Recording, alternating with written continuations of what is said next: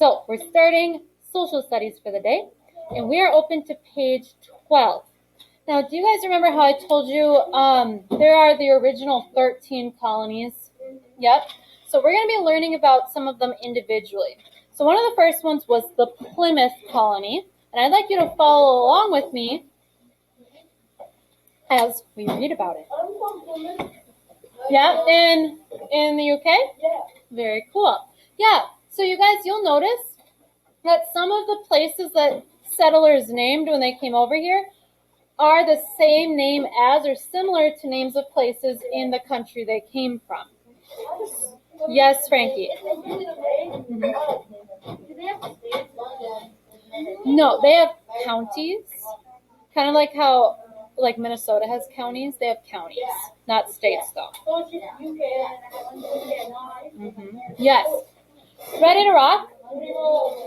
Frankie had a great question. I'm not sure why the rest of us are talking. Jack P., all four of that look being need to be on the floor, and you need to stop squeaking your chair, okay?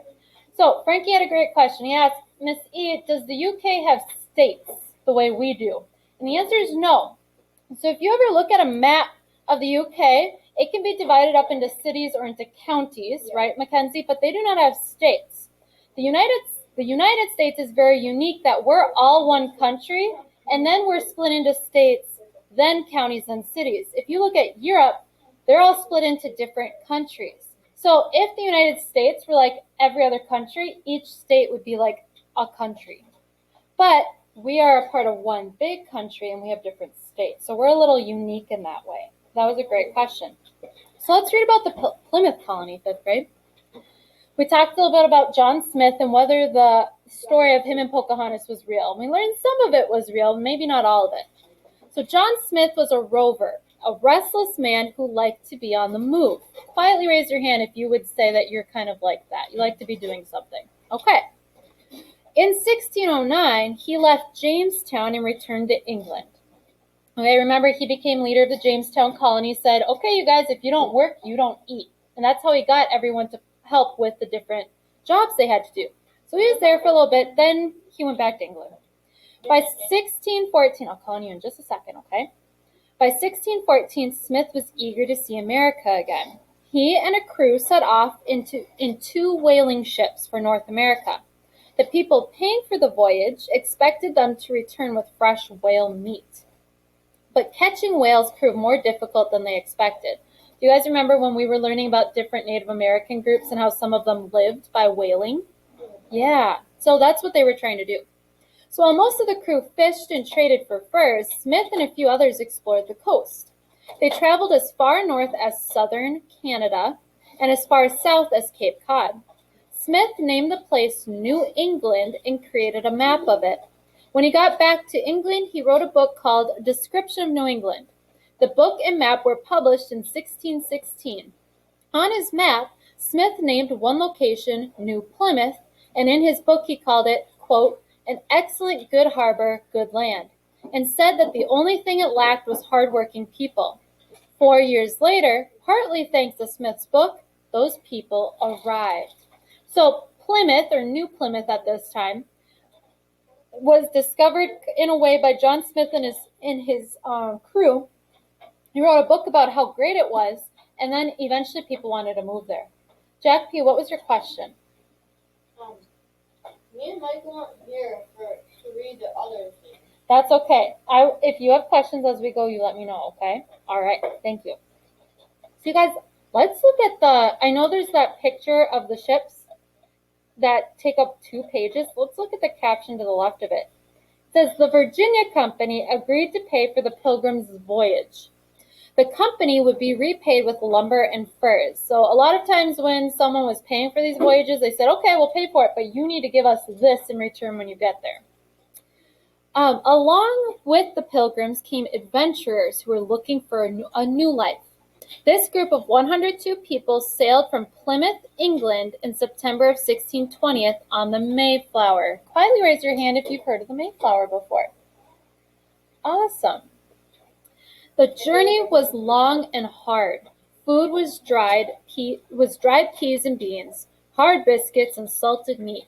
Storms battered the ship for much of the 2 months, soaking the passengers and the food. How many of you would want to live on a ship for months and only eat dried peas and beans, hard biscuits, and salted meat? Okay. Now, Will's saying, well, Missy, it's worth it. You get to go to a new land. You're right. But do you think they felt a little sorry for themselves a couple days when they were on the ship? Just a little bit. Maybe just a little bit. And they haven't said it yet, but you're right. When people would make this journey, you guys, over to the Americas, there was usually a few people who would die, either from an illness, from not having enough food or water, lots of things like that. Lots of things like that. Yep, exactly. Richie? There's a joke. Yeah. With the Mayflower and Pilgrims, it's like, what is twin showers were Mayflowers, what are Mayflowers? Pilgrims. Yes. Yep, I've heard that joke. Yosius. So, in kindergarten, Mm-hmm. I learned about the Mayflower. Yeah. And so, what happened was, she brought, just these crackers and, meat, and we all pretended that we were on the Mayflower, and then all that people were doing was just pretending that they were throwing up their hands. Yeah, that's not the best. But that was a cool idea that your teacher had, pretending to just eat like biscuits and stuff. Yeah. Jack P. I remember my mom. Mm-hmm. She read like this little book about the Mayflower to me. Oh, cool. So you already have some. No, it was first grade. First grade. Cool. Yeah. So we all kind of have some background information about the Mayflower.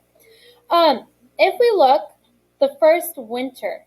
So do you think the first winter went really well in Plymouth? No. Oh, let's see. Because if you're not prepared for winter, we know as Minnesotans, if you're not prepared to winter, it can be hard. So the first winter at Plymouth was hard. Many were sick from the hardships of the long voyage. Close to half of them died. In March, Samoset, an Abenaki Indian, arrived at the camp. He later brought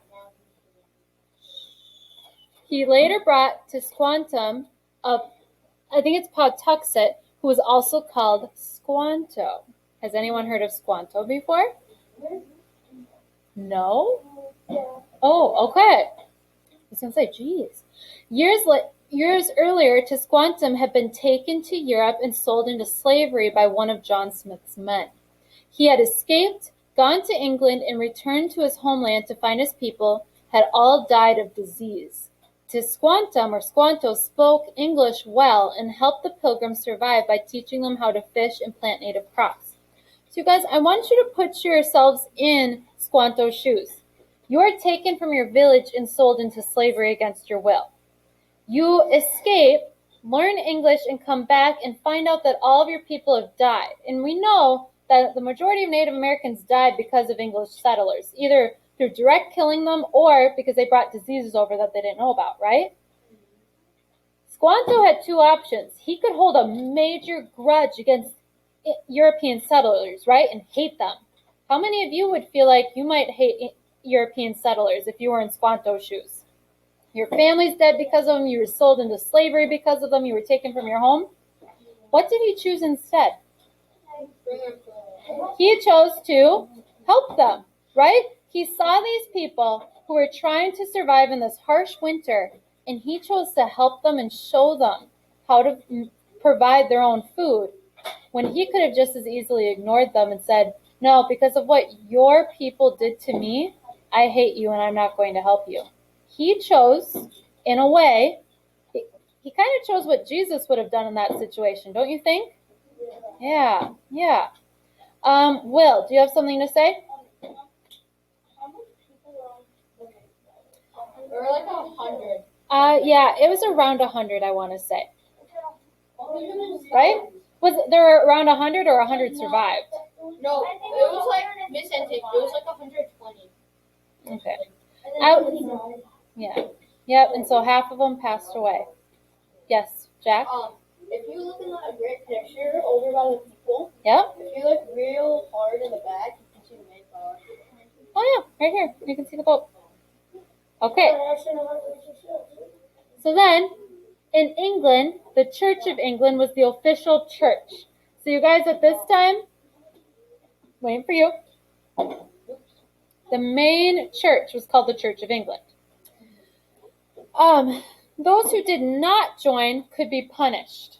Now, today, is it okay to treat people differently because of their religion? No. No. But during this time in England, if you didn't follow the Church of England, you could be punished for that. You had to follow that church. One group disagreed with some of the church's beliefs. They were called Separatists because they separated themselves from the Church of England. Seeking freedom to worship as they wanted or practice their religion, they went to the Netherlands, but they didn't like it there. When some of them read John Smith's description of New England, they thought it was a place where they could build the society they wanted. This group did not call themselves Separatists, nor did they call themselves Pilgrims. They later came to be known as Pilgrims because a pilgrim is a person who makes a journey for religious reasons. So, those people on the Mayflower, they were coming to America to escape religious persecution. They were escaping, a country that said, we're not allowing you to practice the religion you want to. We're forcing you to practice this religion. So they were trying to get away from that. Max? Accents? Well, because, as babies, when you're taught how to speak, it completely depends on who's teaching you, right? And so if, like down south, generation after generation after generation has an accent, depending on where you are. And usually it is because, I would say most accents do come from a history of a certain language at one time being spoken there, and then it's just kind of evolved. But it could just also be, the way people talk, and then it just is passed down through generations. Mackenzie still has an accent. Yep. Yeah. Where somebody is, like, say that they speak in a different language, but then they talk in a different language, but start talking a different language. Exactly. So if you learn your native language and then you learn a secondary language, some of your accent can show through. That's like why, some people who speak English as their first language, when they're trying to learn Spanish, it can be hard for them to roll their R's or to, say certain sounds. So it's kind of a little bit of your accent showing through when you're speaking a different language. Go ahead. Yeah, Mackenzie. It's like when I came from England, I speak fluent English, and I did say my words that way. Yep. And then I came here and I almost evolved into saying the American way, but I can still say the British way. Exactly. And I've noticed that too, Mackenzie. Like, how many of you have learned that an actor is British, but you never knew because they were so good at saying things in an American accent? Like Tom Holland. Yeah, like Tom Holland. He's English. He has an English accent, but he's so good at kind of flattening his vowels and everything the way Americans do that you wouldn't even know. So it's interesting. So you can speak in your original accent, but you can also alter the way you speak to form your vowels and consonants a certain way. Yes, Max.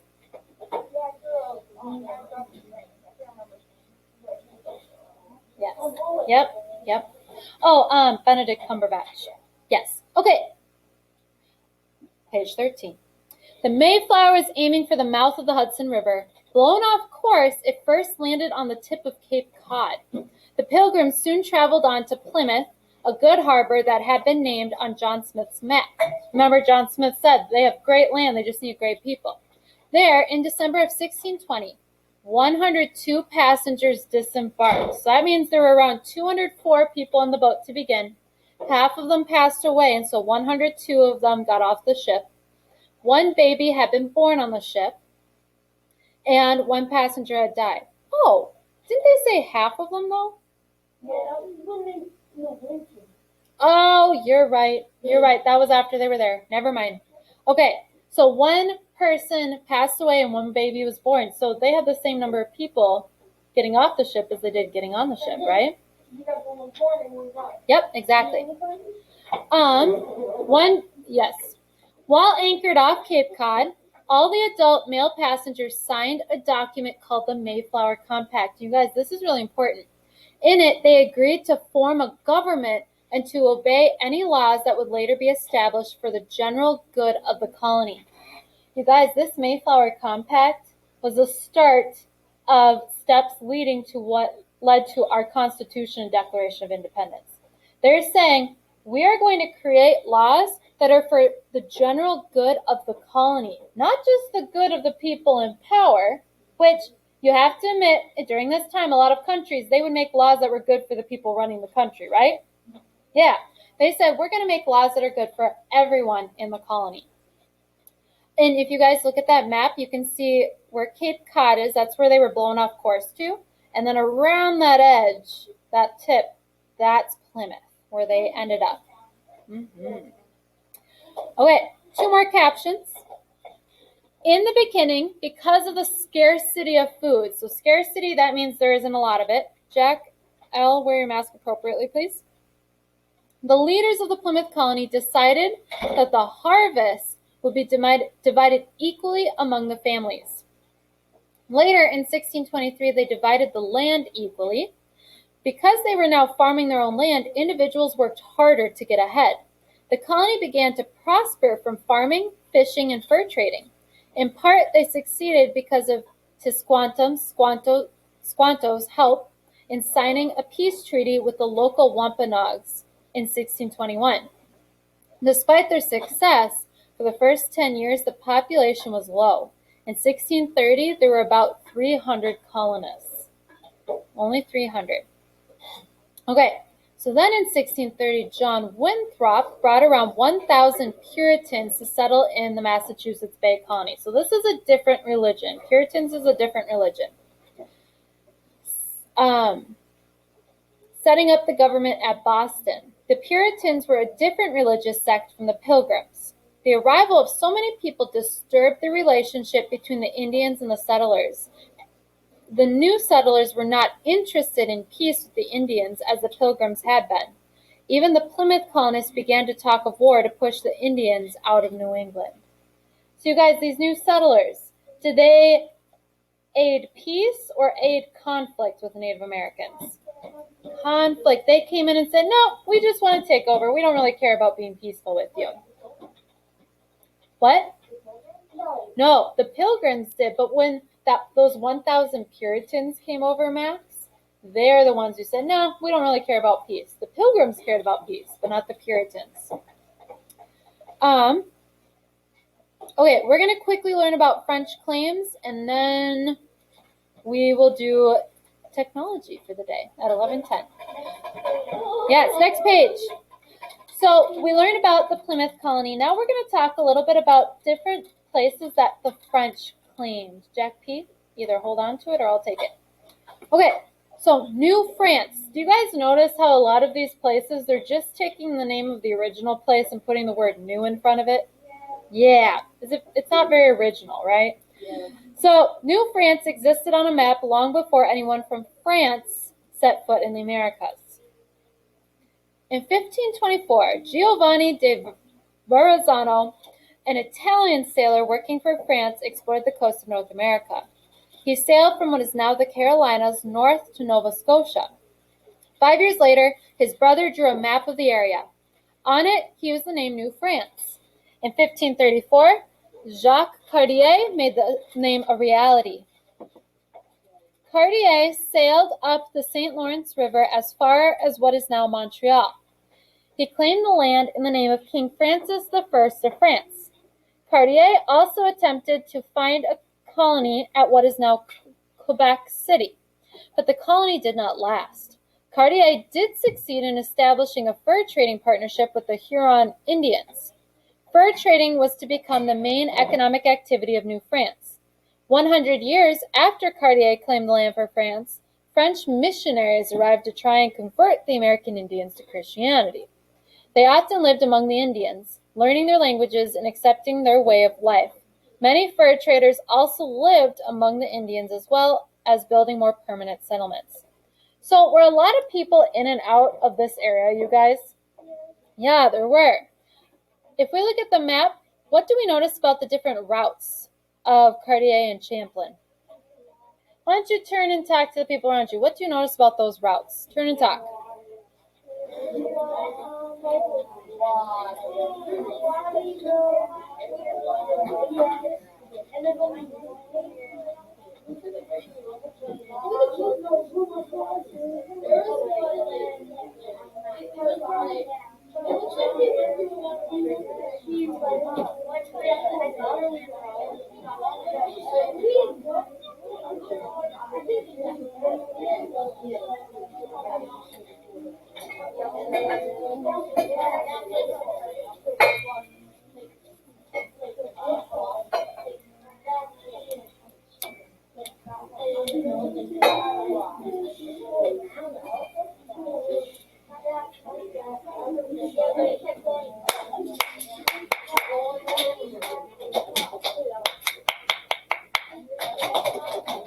All right, raise your hand if you'd like to share something you noticed about their routes. What do we notice about their routes?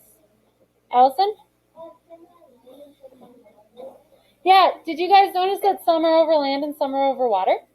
Awesome. What else did we notice? Will? They go through a lot of like rivers, and that must be like shallow and rocky. Mm-hmm. Nice. Yeah, they followed a lot of rivers, so you can see that. What else did we notice? Chanel? It's kind of in a way like half air, half water. Yeah, I would say that's a pretty good description. About half of it is over water and half of it is over land. Richie? So, there's a Mayflower road. Yes. Not much of Yeah, a lot of. Go ahead. also the noise. Yeah. Like, You're right. You're right. So I think it's meant to say North America altogether, Richie, but you're right. Like the United States, what is now the United States is about here, right? And then up here is what's now like Canada. So a lot of it, you're right, is in what is now Canada. Exactly. Awesome. So do you guys remember how I just read about them wanting to have permanent settlements when they're fur trading? We're going to learn a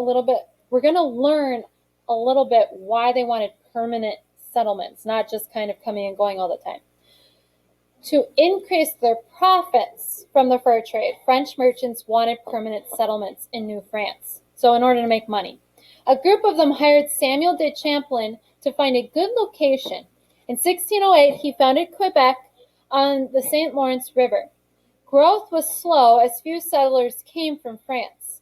Montreal was founded in 1642 by missionaries. Because of its location with easy access to the Great Lakes and south to the Gulf of Mexico, it soon became a fur trading center as well. Have you guys noticed that all of these major cities and colonies are located on land that is close to major bodies of water? Have you noticed that? Yeah, exactly. Yeah, it's because the only way for them to make money, you guys, was to share their goods that they were collecting, and the way to do that is to put them on a ship and send them back to their home country. Okay, last page, page 15.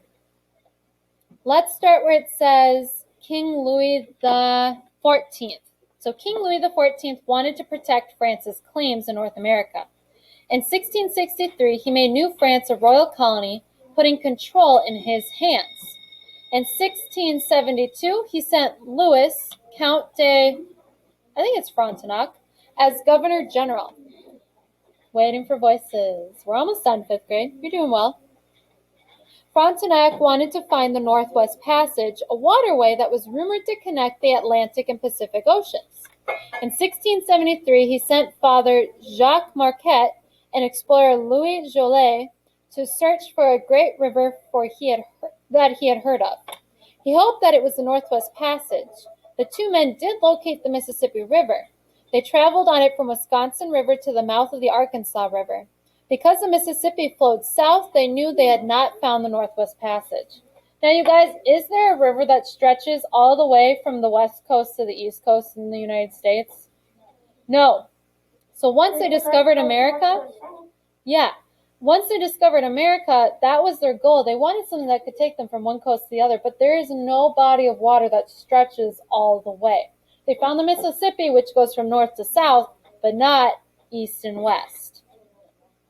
Imagine one river going all directions. Yeah, that would be amazing. Then in 1699, King Louis XIV decided to approach the Mississippi River from the south. He sent Pierre Le Moyne and his brother Jean-Baptiste. The brothers sailed along the northern coast of the Gulf of Mexico. Eventually, they reached the mouth of the Mississippi River. Over the next 3 years, they established 3 forts. I'm not sure why we're talking, but our voices need to be off. So they established 3 forts.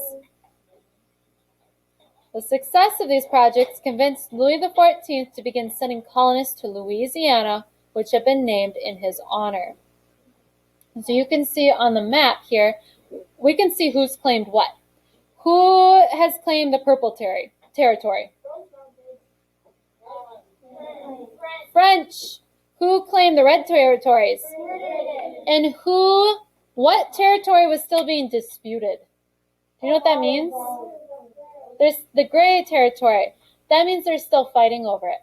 What do you think all this yellowish tan is? No one has claimed. Exactly.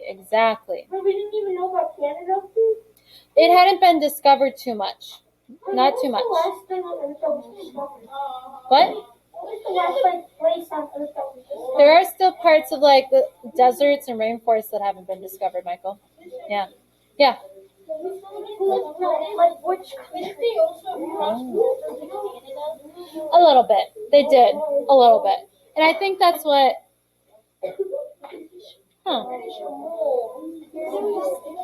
It might not be zoomed in enough to see where they crossed over.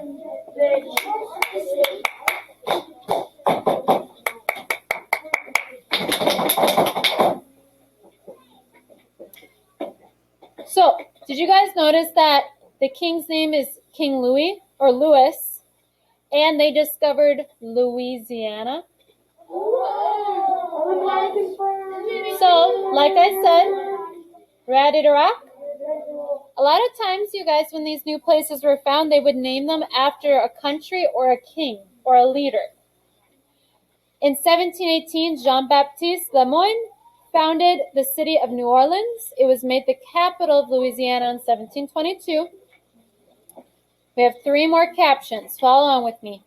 In 1712, Louis XIV made Louisiana a proprietary colony, meaning he gave ownership of it to one person. So there's a proprietor who oversees it. In 1717, after Louis's death, control of the colony was given to Scottish banker John Law. Law had ideas about how to make the colony wealthy. One idea was to join all of the fur trading companies into one.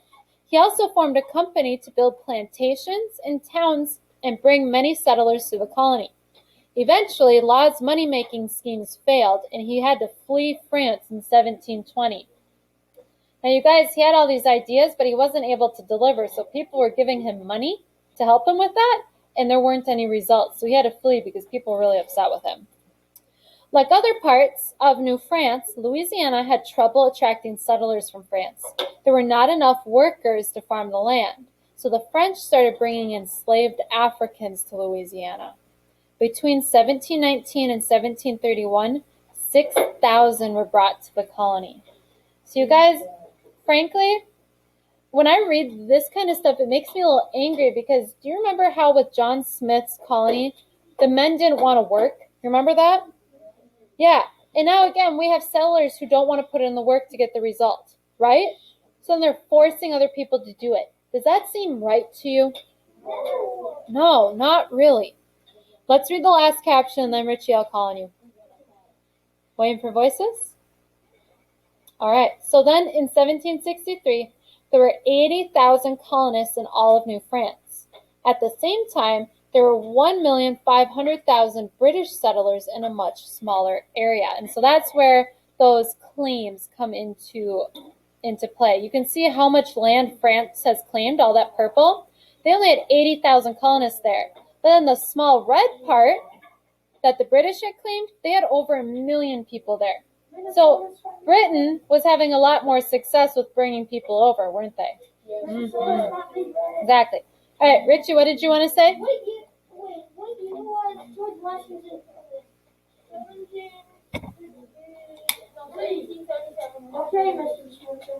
Yeah, I think it was. The year that the Declaration. Here. But they have to have the American Revolution first. Yeah. Then he's going to touch the war first. 1789 to 1797. And right now we're talking about 1763. It's close. Yep. Nice job. Yep. Ready to rock? Ready to rock? Okay. So you guys, was every settler who came to the Americas mean to Native Americans? No. But were a majority of them mean to Native Americans? Yes. Yes, they were.